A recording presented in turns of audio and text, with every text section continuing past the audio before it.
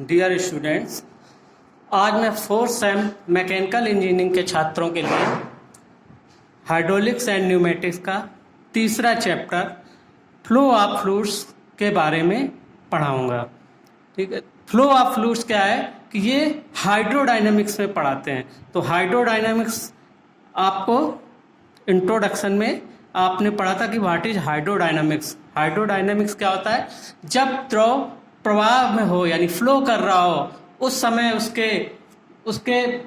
उसकी गति, उसके प्रेशर और उसके भार आदि के कारण जो भी फोर्सेज हैं उनके बिहेवियर का अध्ययन किया जाता है। तो क्या होता है कि जो फ्लूइड का बिहेवियर होता है गतिमान अवस्था में थोड़ा सा जटिल होता है, क्योंकि हर पार्टिकल की वेलोसिटी और उसकी दिशा अलग अलग होती है, इसलिए सभी को मेजर कर पाना काफ़ी कठिन काम होता है। तो इसमें क्या करते हैं, समानता इसके जो कंपोनेंट्स हैं जो इसके मार्ग में बाधा उत्पन्न करते हैं, एक तो होता है इसकी विस्कोसिटी यानी द्रव के कणों के, यानी जो इसके फैक्टर्स हैं जो कि फ्लो में इफेक्ट डालते हैं, फैक्टर ऑफ अफेक्टिंग फ्लो। तो सबसे पहली चीज है विस्कोसिटी, यानी विस्कोसिटी के कारण क्या होता है कि द्रव के खुद के पार्टिकल यानी उनके आपस में पार्टिकल में एक दूसरे को बहने से रोकने की कोशिश करते हैं, यानी आपस में फ्रिक्शन। दूसरा क्या होता है कि जो द्रव के पार्टिकल होते हैं मॉलिक्यूल और जो संपर्क सतह होती है, कॉन्टेक्ट सरफेस होती है, उनके मॉलिक्यूल्स के बीच में, कणों के बीच में घर्षण, तो ये बाधा उत्पन्न करते हैं। और जो इफेक्ट डालते हैं फ्लो में वो होता है उस मार्ग की क्रॉस सेक्शनल एरिया और प्रेशर डिफरेंस, इनके आधार पर फ्लो का अध्ययन करते हैं।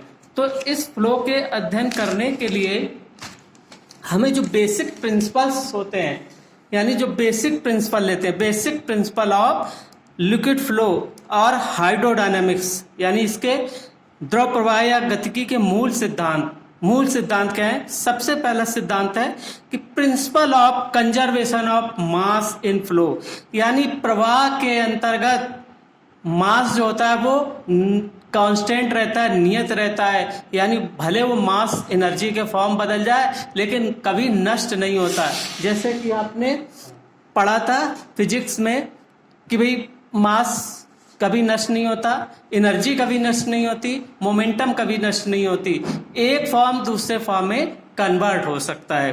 तो पहला सिद्धांत इसको ध्यान में रखना है कि जो मास है वो कभी मतलब संरक्षित रहता है, कंजर्व रहता है, यानी नष्ट नहीं होता, हालांकि वो दूसरे फॉर्म में बदल सकता है। Principle of conservation of energy, यानी एक ऊर्जा दूसरे ऊर्जा में बदल सकती है, जैसे कि स्टैटिक एनर्जी काइनेटिक एनर्जी में बदल जाए, काइनेटिक एनर्जी को फिर स्टैटिक एनर्जी में कन्वर्ट कर लें, या ये एनर्जी है ये हीट एनर्जी में कन्वर्ट हो जाए। बट एनर्जी ऊर्जा कभी नष्ट नहीं होती, यानी ऑलवेज कंजर्व, यानी तो इसको कहते हैं principle of conservation of energy, यानी ऊर्जा संरक्षण का नियम।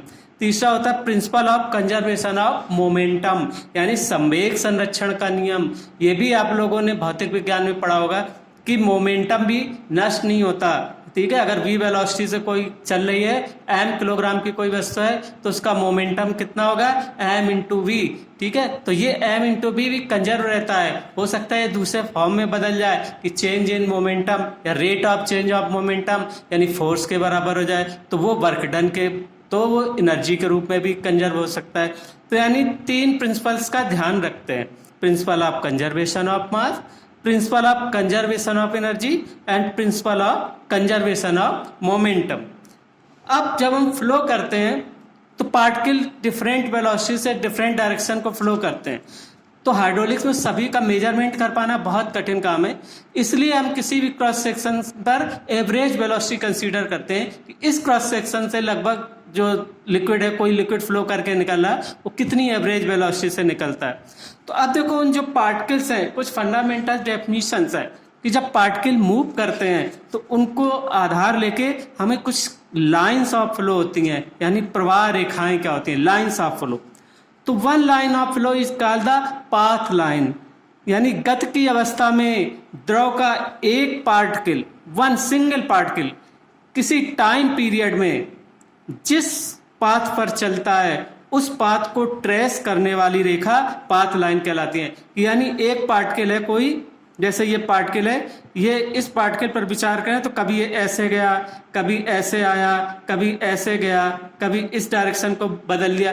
तो अब अगर इसको हम ट्रेस करेंगे इस पार्टिकल को कि कहाँ कहाँ से होके गया, तो इसको कहते हैं हम पाथ लाइन। यानी एक सिंगल पार्टिकल की, यानी किसी गति की अवस्था में किसी एक पार्टिकल के किसी पर्टिकुलर टाइम पीरियड में जिस पाथ पर चलता है उस पाथ को ट्रेस करने वाली रेखा, ये पार्टिकल था ऐसे चलता चला गया, ऐसे ऐसे पाथ से गया, तो इसको ट्रेस करने वाली रेखा पाथ लाइन कहलाती है। स्ट्रीम लाइन क्या होती है कि अब बहुत सारे पार्टिकल मूव कर रहे हैं, अब बहुत कुछ पार्टिकल एक दूसरे के काफी नियर बाई होंगे, कुछ उसी डायरेक्शन में चल रहे होंगे, कुछ उसके आसपास डायरेक्शन में होंगे। तो किसी टाइम पीरियड में जो कई पार्टिकल्स होते हैं, ठीक है ना, जो बहुत सारे पार्टिकल होते हैं, कई पार्टिकल की एवरेज वेलोसिटी को रिप्रेजेंट करने वाली रेखा, यानी प्रदर्शित करने वाली काल्पनिक रेखा, इमेजिनरी लाइन, तो को हम क्या कहते हैं, स्ट्रीम लाइन कहते हैं। और स्ट्रीम जिसके किसी भी बिंदु पर, यानी स्ट्रीम लाइन के किसी भी बिंदु पर अगर हम टेंजेंट खींचें तो उस बिंदु पर द्रव कण की गति की दिशा प्रदर्शित करती है। जैसे this is the stream line, ये है, ये पार्टिकल इस डायरेक्शन में जा रहा है, एक ये पार्टिकल ऐसे जा रहा है, ये पार्टिकल ऐसे जा रहा है, तो इस इनके एवरेज वेलोसिटी को प्रदर्शित करने वाली ये रेखा कहलाएगी स्ट्रीम लाइन। ठीक, यानी सिर्फ एक पार्टिकल की जिस पाथ से होकर चल रहा है निश्चित टाइम पीरियड में, उसको ट्रेस करने वाली रेखा कहलाती है पाथ लाइन। और बहुत सारे पार्टिकल की एवरेज वेलोसिटी को प्रदर्शित करने वाली, रिप्रेजेंट करने वाली रेखा को हम कहते हैं स्ट्रीम लाइन। तीसरी चीज होती है स्ट्रीक लाइन। देखो अब तीनों में थोड़ा थोड़ा सा अंतर है। अब स्ट्रीक लाइन क्या होता है, यानी द्रव प्रवाह में किसी समय में एक ही बिंदु से गुजरने वाले सभी पार्टिकल की स्थिति को बतलाने वाली रेखा स्ट्रीक लाइन कहते हैं। यानी इसको हम ऐसे समझ सकते हैं कि मान लो कोई ये चैनल है, देखो ये चैनल है, यहाँ पर प्रवाह हो रहा है। अब मान लो हमने इसके किसी एक पॉइंट पर एक हमने कलर रख दिया, तो अब यहां से इस पॉइंट से जितने भी पार्टिकल गुजरेंगे उनको रिप्रेजेंट करने वाली रेखा स्ट्रीक लाइन कहलाएगी। तो यहां पर अगर सारी जो फ्लो जो होता है वो स्ट्रीम लाइन फ्लो अगर है, यानी एक लेयर दूसरे लेयर के ऊपर फिसल के चल रही है, तो एक स्ट्रीम लाइन दूसरे स्ट्रीम लाइन को काटती नहीं है, तो ये एक स्ट्रीक लाइन अलग से दिखाई देगी, एक कलर बैंड दिखाई देगा आपको, तो इसको कहते हैं हम स्ट्रीक लाइन। तो देखो स्ट्रीम लाइन एक पर्टिकुलर टाइम पीरियड में एक निश्चित समय अंतराल में कई पार्टिकल की एवरेज वेलोसिटी को प्रदर्शित करने वाली, रिप्रेजेंट करने वाली रेखा स्ट्रीम लाइन कहलाती है। और स्ट्रीक लाइन जब किसी एक बिंदु से, निश्चित समय में किसी एक बिंदु से गुजरने वाले पार्टिकल के प्रदर्शित करने वाली रेखा स्ट्रीक लाइन कहलाती है। यानी बहुत सारे पार्टिकल उसी बिंदु से होकर जाएंगे तो उसी लाइन ऑफ एक्शन पर चलेंगे, तो वो लाइन कहलाएगी स्ट्रीक लाइन। अब एक होता है स्ट्रीम लाइन ट्यूब, यानी धारा रेखी नली।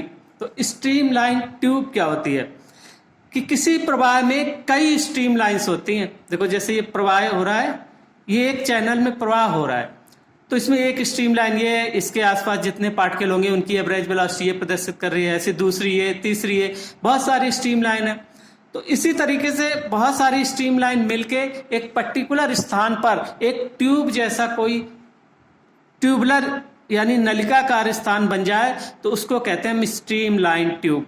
यानी किसी द्रव प्रवाह में कई स्ट्रीम लाइंस होती हैं, इन स्ट्रीम लाइन से घिरे द्रव के ट्यूबुलर स्थान को, यानी बहुत सारी स्ट्रीम लाइन है और ये घिर के एक ट्यूबुलर प्लेस बना लेती हैं, तो इसको कहते हैं हम स्ट्रीम लाइन ट्यूब।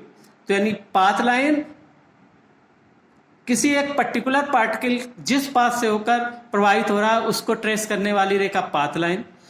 कई पार्टिकल की एवरेज वेलोसिटी को प्रदर्शित करने वाली रेखा को स्ट्रीम लाइन। और एक ही बिंदु से गुजरने वाले, किसी निश्चित समय में एक ही बिंदु से गुजरने वाले कई पार्टिकल को विभिन्न पार्टिकल को एक ही स्थान से गुजरने के बाद जो लाइन बनती है उसको कहते हैं स्ट्रीक लाइन। और प्रवाह के अंतर्गत बहुत सारी स्ट्रीम लाइन मिलके एक ट्यूबुलर स्थान बना ले तो that is called the stream tube. अब ये प्रवाह जो होता है एक पर्टिकुलर टाइम में किसी क्रॉस सेक्शन से जब पार्टिकल प्रवाहित होते हैं तो उसके आधार पर ये प्रवाह होते हैं। तो कई प्रवाह जो होते हैं टाइप्स ऑफ फ्लो कितने तरीके के होते हैं। तो सबसे पहले कहलाता है स्टीडी एंड अनस्टीडी फ्लो, अपरवर्ती तथा परवर्ती प्रवाह। देखो प्रवाह के अंतर्गत जब हम फ्लूइड फ्लो पढ़ रहे हैं तो सबसे पहले टाइप्स ऑफ फ्लो पे विशेष ध्यान देना होगा, उसी के आधार पर बाकी आगे चीजें भी पढ़ते हैं। तो सबसे पहले काम होता है, देखो लैब के अंतर्गत, हाइड्रोलिक्स के लैब के अंतर्गत जो भी प्रिंसिपल प्रूफ करते हैं, जो भी सिद्धांत बनाते हैं, जो भी होता है वो सब स्टीडी फ्लो के अंतर्गत होता है। तो व्हाट इज स्टीडी फ्लो? कि यदि किसी प्रवाह में किसी क्रॉस सेक्शन यानी अनुप्रस्थ काट पर द्रव के वेग, घनत्व तथा दाब आदि कांस्टेंट रहते हैं, अर्थात किसी बिंदु से गुजरने वाले सभी द्रव कणों की गति समान रहती है और समय के साथ बदलती नहीं है, तो ऐसे प्रवाह को स्टीडी फ्लो कहते हैं। और यदि प्रवाह के किसी क्रॉस सेक्शन से गुजरने वाले द्रव कणों की गति समय के साथ साथ बदलती रहती है तो प्रवाह अनस्टीडी फ्लो कहलाता है। ठीक है, यानी एक पर्टिकुलर टाइम पीरियड में किसी क्रॉस सेक्शन से गुजरने वाले सभी द्रव पार्टिकल की वेलोसिटी यानी लगभग समान होती है तो उसको हम कहते हैं स्टीडी फ्लो। ये समझ लो एक इन शॉर्ट में। ठीक है, और अगर बदलती रहे समय के साथ साथ तो वो कहलाता है अनस्टीडी फ्लो। दूसरा होता है uniform and non uniform flow. Uniform flow means कि इस फ्लो के अंतर्गत किसी एक समय में, किसी पर्टिकुलर टाइम में, किसी लंबाई में प्रत्येक क्रॉस सेक्शन से गुजरने वाले द्रव पार्टिकल का वेग समान रहता है तो ऐसा प्रवाह यूनिफॉर्म फ्लो कहता है। देखो स्टीडी फ्लो में तो होता है कि एक पर्टिकुलर क्रॉस सेक्शन से गुजरने वाले, अब दूसरे क्रॉस सेक्शन में अगर पहुंच गए वहां पर अगर बदल गया तो सभी का बदल जाएगा, तीसरे क्रॉस सेक्शन में और हो जाएगा, लेकिन उस पर्टिकुलर क्रॉस सेक्शन से गुजरने वाले पार्टिकल की वेग अगर समान होता है किसी पर्टिकुलर टाइम में तो वो कहलाता है स्टीडी फ्लो। लेकिन यूनिफॉर्म फ्लो क्या कहलाता है कि प्रवाह के अंतर्गत अगर प्रत्येक क्रॉस सेक्शन से गुजरने वाले द्रव पार्टिकल की एवरेज वेलोसिटी समान हो, यानी जो पहले क्रॉस सेक्शन में था वही दूसरे में हो, वही तीसरे में हो, तो कहलाएगा यूनिफॉर्म फ्लो। तो यानी यूनिफॉर्म फ्लो की पहली कंडीशन तो यही है कि स्टीडी फ्लो अवश्य होना चाहिए। अगर यूनिफॉर्म फ्लो है तो 100% स्टीडी फ्लो तो जरूर होगा, लेकिन अगर स्टीडी फ्लो है तो ये जरूरी नहीं कि यूनिफॉर्म फ्लो हो ही, क्योंकि यूनिफॉर्म फ्लो की दो कंडीशंस होती हैं। एक कंडीशन तो यही है कि फ्लो स्टीडी होना चाहिए और दूसरी कंडीशन ये होना चाहिए कि जो एरिया ऑफ क्रॉस सेक्शन है वो यूनिफॉर्म होगा। भाई यूनिफॉर्म क्रॉस सेक्शनल एरिया होगा तभी तो हो सकता है यूनिफॉर्म फ्लो। तो देखो अगर एरिया बदल गया, मान लो जैसे कि कोई हमने पाइप है एक इतने डाया का था, अब हमने डाया बदल दिया ये, अब अगर एक क्रॉस सेक्शन से गुजरने वाले द्रव पार्टिकल की वेलोसिटी समान है, यहां पर आएगी तो बदल जाएगी निश्चित, लेकिन इस क्रॉस सेक्शन के लिए समान हो सकती है, तो यहां फ्लो स्टीडी तो हो सकता है, इस कंडीशन में फ्लो स्टीडी हो सकता है, लेकिन ये जरूरी नहीं कि यूनिफॉर्म फ्लो हो। तो यूनिफॉर्म फ्लो कब होगा? जबकि क्रॉस सेक्शनल एरिया, क्योंकि देखो जो फैक्टर्स जो होते हैं इफेक्ट डालते हैं वो क्या होते हैं कि प्रवाह का जो मार्ग होता है उस क्रॉस सेक्शनल एरिया पर भी प्रभाव पड़ता है, यानी विस्कोसिटी, पार्टिकल के आपस में फ्रिक्शन, पार्टिकल और कॉन्टैक्ट सतह के कणों में फ्रिक्शन, और इसके जो क्रॉस सेक्शनल एरिया है प्रवाह के मार्ग का अनुप्रस्थ काट और दाबांतर, इसी पर फ्लो इफेक्ट डालता है। ये फैक्टर होते हैं अफेक्टिंग फ्लूइड फ्लो। तो देखो अगर फ्लो स्टीडी है और ये area of cross section uniform है यानी बदल नहीं रहा है डाया, तो यूनिफॉर्म फ्लो पॉसिबल है। तो इसका मतलब क्या हुआ कि अगर फ्लो यूनिफॉर्म है तो वो स्टीडी भी होगा, लेकिन ये जरूरी नहीं है कि फ्लो स्टीडी हो तो यूनिफॉर्म हो। फ्लो स्टीडी है और नॉन यूनिफॉर्म भी हो सकता है, कि जैसे कि क्रॉस सेक्शनल एरिया बदल गया तो। ठीक है, तो ये होता है uniform and non uniform flow, कि यदि प्रवाह के अंतर्गत प्रत्येक क्रॉस सेक्शन से गुजरने वाले एक निश्चित समय में प्रत्येक क्रॉस सेक्शन से गुजरने वाले सभी द्रव पार्टिकल की एवरेज वेलोसिटी समान हो तो ये प्रवाह कहलाता है यूनिफॉर्म फ्लो। और इसकी दो कंडीशन है, पहला है फ्लो स्टेडी होना चाहिए, दूसरी कंडीशन है कि एरिया ऑफ क्रॉस सेक्शन जो है वो यूनिफॉर्म होना चाहिए। और नॉन यूनिफॉर्म फ्लो में स्टेडी फ्लो तो हो सकता है लेकिन नॉन यूनिफॉर्म भी हो सकता है अगर क्रॉस सेक्शनल एरिया बदल रहा है तो अगर सभी क्रॉस सेक्शन से गुजरने वाले द्रव पार्टिकल की एवरेज वेलोसिटी समान नहीं हो तो कहलाता है नॉन यूनिफॉर्म फ्लो। अब आता है कंप्रेसिबल एंड इनकम्प्रेसिबल फ्लो। तो देखो एक हमने प्रॉपर्टी बताई थी कंप्रेसिबिलिटी। कंप्रेसिबिलिटी मतलब कि अगर हम द्रव को कंप्रेस करें, उसमें प्रेशर दें, एक्सटर्नल प्रेशर फोर्स दें और उसके वॉल्यूम में कुछ परिवर्तन हो तो that is called the compressibility. तो इसी तरीके से जब प्रवाह होता है, फ्लो होता है कि एक क्रॉस सेक्शन से दूसरे क्रॉस सेक्शन तक फ्लो करके अगर कोई द्रव जाता है तो उस फ्लो के अंतर्गत यानी प्रवाह के अंतर्गत अगर एक निश्चित लंबाई में प्रवाह के अंतर्गत उसके आयतन में परिवर्तन होता है तो ऐसे प्रवाह को कंप्रेसिबल फ्लो कहते हैं। और यदि आयतन में नगण्य परिवर्तन होता है, नेग्लिजिबल परिवर्तन होता है तो ऐसे प्रवाह को इनकम्प्रेसिबल फ्लो कहते हैं। दूसरा आता है चौथा laminar and turbulent flow. Laminar flow क्या होता है कि यदि प्रवाह के अंतर्गत द्रव के कण सीधे और समांतर पथ स्ट्रेट एंड पैरेलल पाथ पर पट्टियों या लैमिनर या लेयर्स में बहते हैं कि एक लेयर दूसरे लेयर के ऊपर फिसलते हुए प्रवाह कर रहा हो, यानी एक स्ट्रीम लाइन दूसरे स्ट्रीम लाइन को कभी काटे नहीं, तो ऐसे प्रवाह को कहते हैं लैमिनर फ्लो। ठीक है, यानी इसको हम विस्कस फ्लो भी कहते हैं। और यदि प्रवाह के अंतर्गत पार्टिकल जिगजैग मैनर तिरछे तरीके से प्रवाहित होते हैं तो इस प्रकार के प्रवाह को नॉन विस्कर या टर्बुलेंट फ्लो कहते हैं। ठीक है, और इस टर्बुलेंट और लैमिनर फ्लो को रेनॉल्ड नंबर द्वारा ज्ञात किया जाता है। इन्होंने रेनॉल्ड ने इस पर एक्सपेरिमेंट किया, ये हो सकता है आगे के चैप्टर में आपके हो। ठीक है, चौथे में तो रेनॉल्ड ने एक्सपेरिमेंट करने के बाद अपना एक फार्मूला दिया था रेनॉल्ड नंबर का, यानी Rn बराबर रो वी डी अपॉन म्यू। ठीक है, तो उस फार्मूले में उसमें वैल्यू रखने के बाद, वेलोसिटी की वैल्यू रखने के बाद Rn का मान निकालते गए। तो यदि Rn का मान 2000 से कम है तो फ्लो 100% लैमिनर होगा, और यदि Rn का मान 2000 से 4000 के बीच है तो मिक्स फ्लो होगा। कुछ पोर्शन में लैमिनर हो सकता है, कहीं कहीं टर्बुलेंट भी हो सकता है। लेकिन अगर Rn का मान 4000 या इससे ऊपर है तो पूरा प्रवाह, पूरे मार्ग में प्रवाह 100% टर्बुलेंट होगा।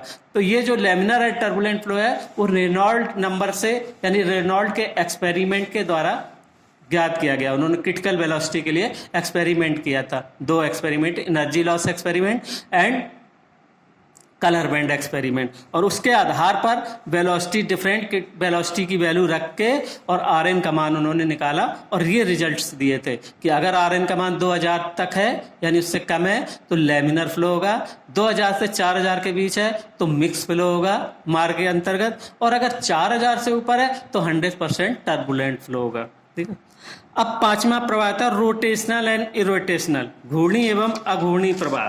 देखो इसके अंतर्गत क्या होता है कि द्रव कण प्रवाह की दिशा से नेट एंगुलर वेलोसिटी अगर रखते हैं, देखो जो प्रवाह की दिशा चल रही है उसी डायरेक्शन में पैरेलल अगर सारे पार्टिकल जा रहे हैं तो कोई रोटेशनल मोशन नहीं होगी। या मान लो पहिया कोई रोटेट कर रहा है और उस पहिए की परिधि के डायरेक्शन में सारे पार्टिकल मूव कर रहे हैं तो कोई रोटेशनल फ्लो नहीं होगा। अगर पार्टिकल अपनी एक्सिस के सापेक्ष घूमने लगे यानी उस दिशा से कुछ नेट एंगुलर वेलोसिटी रखते हो तो ऐसे प्रवाह को कहते हैं रोटेशनल फ्लो।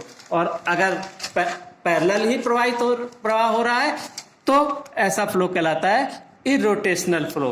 ये देखो जैसे ये हमने ये मान लो ये प्रवाह का मार्ग है, इस तरीके से फ्लो रहा है और पार्टिकल इसी डायरेक्शन में चल रहे हैं तो ये रोटेशनल फ्लो नहीं कहलाएगा। और अगर पार्टिकल चल रहे हैं और ये अपनी एक्सिस पर ऐसे ऐसे रोटेट करने लगे तो इस तरीके से अगर रोटेट करते हैं तो इसको कहते हैं रोटेशनल फ्लो, जिसके कारण आपने देखा होगा जब बहुत हाई वेलोसिटी होती है, जब बहुत तेज दरिया बहता है तो वहां पर ऐसे गोल गोल भंवर पड़ते हैं, तो वो किसके कारण होते हैं? That due to rotational flow, कि बहुत सारे पार्टिकल वहीं पर ऐसे अपनी एक्सिस पर मूव करने लगते हैं तो एक भंवर पड़ जाती है ना, तो उसको इडीज डेवलप हो जाती है यानी भंवर धाराएं पैदा हो जाती हैं। ठीक है, तो वो कहलाता है रोटेशनल फ्लो। तो ये फ्लो हैं, तो कौन कौन से हुआ? Steady and non unsteady flow, uniform and non uniform flow, compressible and incompressible flow, rotational and irrotational flow, laminar and turbulent flow. ठीक है, तो ये आप फ्लो के बारे में कि कितने टाइप के फ्लो होते हैं। अब जब फ्लो होता है, कोई द्रव किसी क्रॉस सेक्शन से फ्लो होके बाहर निकलता है, तो हमें एक शब्द और आता है रेट ऑफ फ्लो और डिस्चार्ज, यानी किस रेट से, दर, प्रवाह की दर, या इसको कहते हैं विसर्जन। तो प्रवाह की दर क्या होती है कि किसी पाइप या चैनल की किसी क्रॉस सेक्शन से, यानी किसी अनुप्रस्थ काट से इकाई समय में, यूनिट टाइम में प्रवाहित द्रव के वॉल्यूम को रेट ऑफ फ्लो या डिस्चार्ज कहते हैं। यानी रेट ऑफ फ्लो यानी डिस्चार्ज इक्वल टू V/T, यानी एक पर्टिकुलर टाइम में प्रवाहित द्रव का आयतन। तो इसकी इकाई क्या होगी? इसकी इकाई होगी मीटर क्यूब पर सेकेंड या क्यूमैक होती है, और CGS सिस्टम में इसकी सेंटीमीटर क्यूब पर सेकेंड, और कभी कभी इसे लीटर पर सेकेंड में भी व्यक्त करते हैं कि लिक्विड है। कि मान लो एक क्रॉस सेक्शन है कि मान लो कि इस पाइप से, ये पाइप है कोई, और यहां से द्रव प्रवाहित हुआ, और प्रवाहित होने पर इस क्रॉस सेक्शन से निकलने के बाद हमने मान लो कलेक्ट किया, तो किसी पर्टिकुलर टाइम T में देखा कि यहां से प्रवाहित होने के बाद जो यहां पर कलेक्ट होगा वॉल्यूम, उसको यूनिट टाइम में कि इकाई समय में कितना वॉल्यूम कलेक्ट हुआ है। कि मान लो यहाँ पर हमने एक टाइम नोट करना शुरू किया कि 1 मिनट में इतना वॉल्यूम यहाँ से प्रवाहित हो गया, यानी एक पर्टिकुलर क्रॉस सेक्शन से गुजरना इतना वॉल्यूम फ्लो होके निकल गया। ठीक है, तो उसको यूनिट टाइम में अगर कहेंगे तो that is called the rate of flow और डिस्चार्ज, यानी रेट ऑफ फ्लो या डिस्चार्ज इक्वल टू V/T। तो इसकी इकाई मीटर क्यूब पर सेकेंड या क्यूमैक, और CGS में सेंटीमीटर क्यूब पर सेकेंड। इसे और लीटर पर सेकेंड भी होती है। ठीक है, तो ये कहलाता है रेट ऑफ फ्लो या डिस्चार्ज। अब देखो हाइड्रोलिक्स में हमने कहा कि सारे पार्टिकल अलग अलग मूव करते हैं, सबका डायरेक्शन अलग अलग होता है, तो लेकिन ये बहुत कठिन है, प्रैक्टिकली आप सभी पार्टिकल की वेलोसिटी मेजर नहीं कर सकते। तो हम क्या करते हैं फिर कि एक क्रॉस सेक्शन से जब गुजरता है तो हमें रेट ऑफ फ्लो निकालने के बाद कि डिस्चार्ज कि इतना मीटर क्यूब पर सेकेंड फ्लो हुआ, तो उसके आधार पर हम एवरेज वेलोसिटी निकालते हैं कि कितनी वेलोसिटी से चल के ये द्रव प्रवाहित हुआ होगा जिससे कि इतना वॉल्यूम मिल गया। तो देखो इसको हम ऐसे समझते हैं कि द्रव की गति कम करने में 2 प्रकार के घर्षण कार्य करते हैं, ये अभी हमने पहले ही बताया, जिस कारण किसी क्रॉस सेक्शन पर द्रव के सभी कणों की गति समान नहीं होता। इस चित्र के अनुसार अगर देखें कि यहाँ पर जो पार्टिकल घर्षण ज्यादा होगा तो यहाँ वेलोसिटी कम होगी, सेंटर पर सबसे ज्यादा होगी, फिर धीरे धीरे दीवारों की तरफ कम होगी। तो गणना के लिए हम सभी कणों की गति एक समान मानते हैं, जो कि औसत या एवरेज वेलोसिटी कहलाती है। और ये एवरेज वेलोसिटी कैसे निकाल सकते हैं? Rate of flow upon cross sectional area, यानी V/Q/A, जहां Q डिस्चार्ज और ये पाइप के काट का क्षेत्रफल है। तो ये कैसे निकला कि देखो अगर मान लो यहां से हमने माना कि V मीटर पर सेकेंड की वेलोसिटी से फ्लो कर रहा था, और ये तो पर सेकेंड ये कितना चलेगा? ये V मीटर चल पाएगा। भाई V मीटर पर सेकेंड चला तो हमें यूनिट टाइम में देखें तो यूनिट टाइम में कितना डिस्प्लेस हुआ? V metre. तो लेंथ हो गई V मीटर, और मान लो इसका क्रॉस सेक्शनल एरिया A है, तो total volume in unit time क्या हो जाएगा? वॉल्यूम इन यूनिट है A इंटू V। तो volume in unit time A into V, और यूनिट टाइम के वॉल्यूम को कहते हैं यानी volume per unit time, that is called the discharge. तो यानी इसका मतलब क्या हुआ कि ये हो गया यानी वॉल्यूम इन यूनिट टाइम ये पर second, that is A into V। तो इसको कहेंगे हम Q, तो Q बराबर A इंटू V, तो एवरेज वेलोसिटी V बराबर Q/A। तो इसके आधार पर हम एवरेज वेलोसिटी निकालते हैं कि हमने माना ये है कि कोई पार्टिकल V मीटर पर सेकेंड की गति से चलना प्रारंभ किया, तो इन 1 सेकेंड इन यूनिट टाइम ये कितने चलेगा? V मीटर, और इसका क्रॉस सेक्शनल एरिया A है, तो वॉल्यूम कितना फ्लो होगा? A into V। तो पर सेकेंड जो वॉल्यूम फ्लो हो रहा है that is called the discharge, यानी discharge is the volume per unit time. तो उस डिस्चार्ज और एरिया अगर इसका पता है और डिस्चार्ज हम इसका ज्ञात कर लें तो एवरेज वेलोसिटी पता चल जाएगी। और हाइड्रोलिक्स में हमेशा एवरेज वेलोसिटी ही लेते हैं, क्योंकि हम हर पार्टिकल की वेलोसिटी नहीं मेजर कर सकते। तो हाइड्रोलिक्स में वेलोसिटी से मतलब होता है किसी पाइप या चैनल में, देखो द्रव प्रवाहित ही दो ही चीज में होता है, या तो पाइप में प्रवाहित होगा या चैनल में प्रवाहित होगा। तो उस चैनल की काट का क्रॉस सेक्शनल एरिया पता हो या पाइप की काट का क्रॉस सेक्शनल एरिया पता हो और यूनिट टाइम में हम वॉल्यूम कलेक्ट करके देख लें तो पता चल जाएगा कि कितने एवरेज वेलोसिटी से फ्लो होके आया होगा ये द्रव, जिससे कि पर सेकेंड इतना वॉल्यूम हमको मिला। तो अब बाकी आगे जो भी है, अब इस चैप्टर से संबंधित जो नेक्स्ट चीजें हैं जैसे कंटिन्यूटी इक्वेशन, बर्नौली थ्योरम, ये सब अब हम आपके अगले लेक्चर में आपको बताएंगे। और इस वीडियो लेक्चर को देखने के बाद वीडियो को लाइक सब्सक्राइब जरूर कर लें और हमें कमेंट बॉक्स में अपनी अटेंडेंस जरूर दर्ज कर दें। Okay, thank you.